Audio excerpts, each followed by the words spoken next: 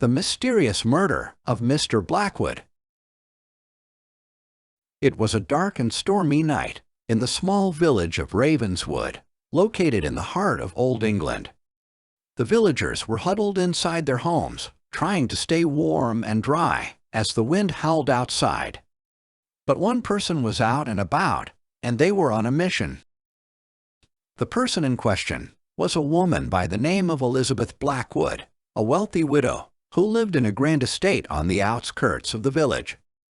She had received a letter that morning, written in an anonymous hand, claiming that her husband's death was not an accident, as she had been led to believe, but in fact, murder.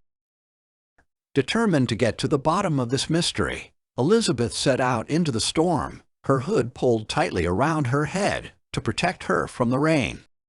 She made her way to the village inn, where she knew the local constable, John Smith, was staying. When Elizabeth arrived at the inn, she found Constable Smith sitting in the common room, nursing a pint of ale. He looked up as she entered, and she could see the surprise in his eyes. "Mrs. Blackwood, what brings you out on a night like this?" he asked.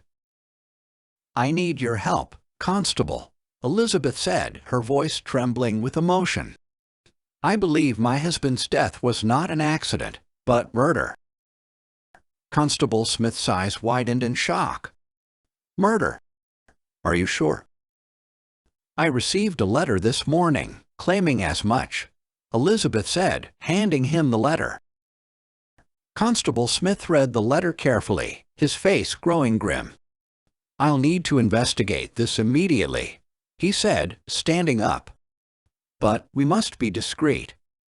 If word gets out that there may be a killer among us, it could cause a panic." Elizabeth nodded in agreement, and the two of them set out into the storm together, determined to find the truth. They began by questioning the villagers, starting with those who had been closest to Elizabeth's late husband.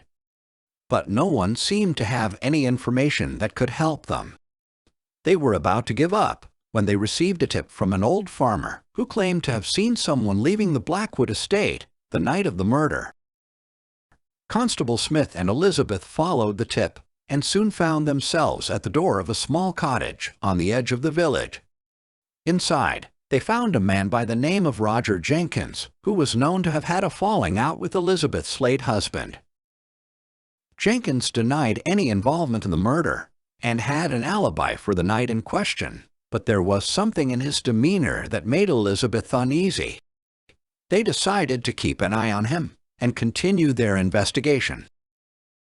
As the days passed, Elizabeth and Constable Smith interviewed many people, but still, no one had any concrete information on the murder. They did not give up, and finally, they received a break in the case when they received a letter from an anonymous informant claiming to have information about the murder. The letter led them to a local tavern, where they found a man who claimed to have witnessed the murder. He said that he had seen Jenkins leaving the Blackwood estate on the night of the murder, covered in blood. With this new information, Elizabeth and Constable Smith arrested Jenkins and brought him to trial. The evidence against him was overwhelming, and he was found guilty of murder. The villagers were shocked, but relieved that the killer had been brought to justice. Elizabeth was finally able to find closure for her husband's death, and Constable Smith was hailed as a hero for solving the case.